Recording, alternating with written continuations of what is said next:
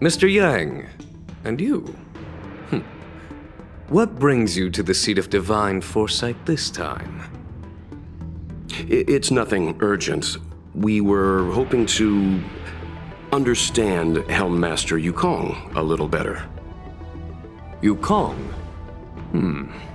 I heard an office worker from the Skyfaring Commission flew a star skiff to assist in the present crisis, but ran into trouble herself. She was only saved thanks to a couple of travelers. On behalf of the Law Fu, you have my thanks once again. The seat of divine foresight heard that Yukong's seldom seen but often feared temper was on display. I believe the two of you were caught between mother and daughter. We heard that Helmmaster Yukong was an outstanding pilot, but that she refuses to let her daughter embark on the same career. Yukong herself is best placed to answer such questions. But naturally, you are here because you fear that Helmmaster Yukong would decline to answer. If you wish to dispel Miss Qingni's curiosity, perhaps we can take a small step back from the topic at hand. What do you wish to know about Yukong the pilot?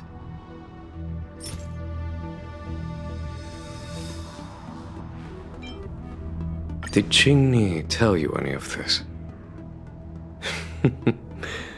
It all serves to remind me. A long time ago, a young Foxian girl, charged by the Knights with a high-speed flight violation, was brought before me as punishment. Now, she's the Madam Helmmaster, my equal. If I were to turn back the sands of time and try to convince my past self that the little girl in front of me would one day become a wise and experienced Helmmaster, I would have probably never have believed it. The Yukong of the past was nothing like she is now, spending her days surrounded by documents at her desk. She was a flaming wind. The only one who could ever calm her was her comrade.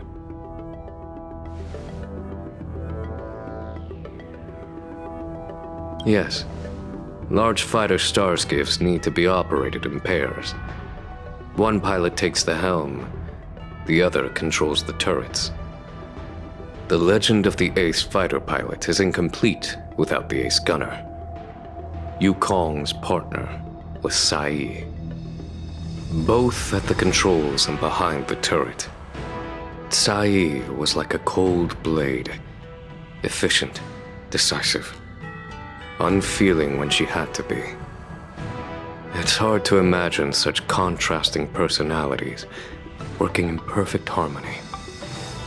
As I mentioned, the campaign inflicted heavy losses on the Xianzhou Air Force.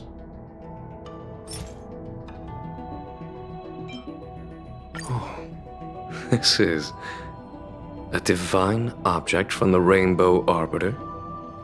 Where did you find this?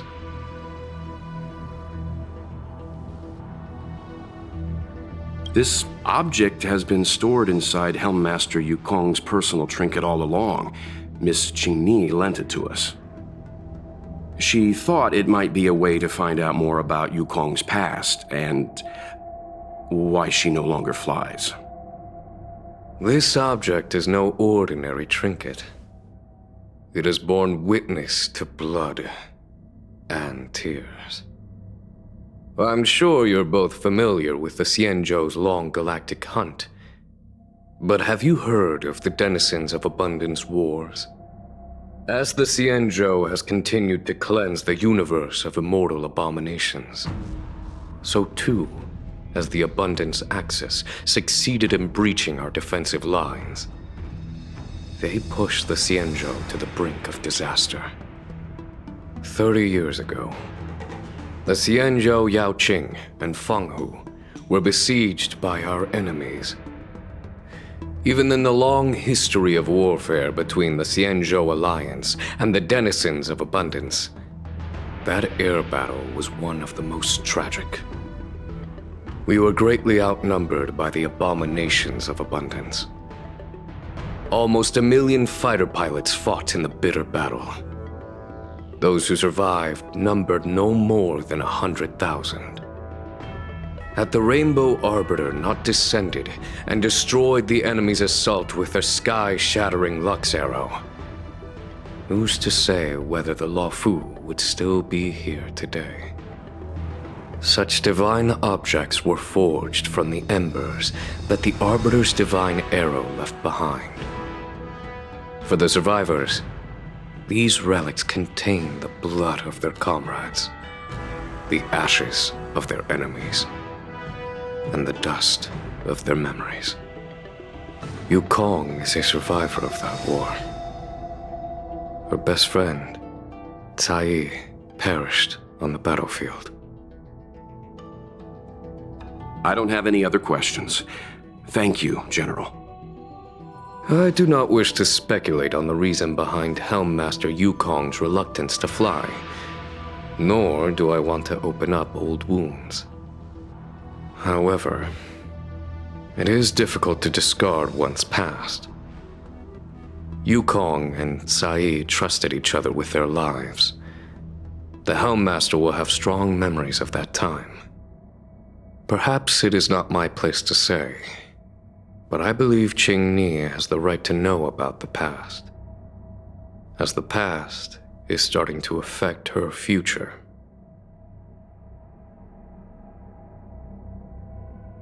Thank you, General. We apologize for taking up your time with such triviality. Mr. Yang, you jest.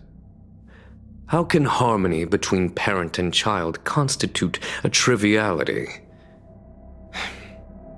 If you ask me, the mountains of documents and the seat of divine foresight are the only triviality around here. We'll take our leave. Let's go. We should head to Starskiff Haven and find Qingni.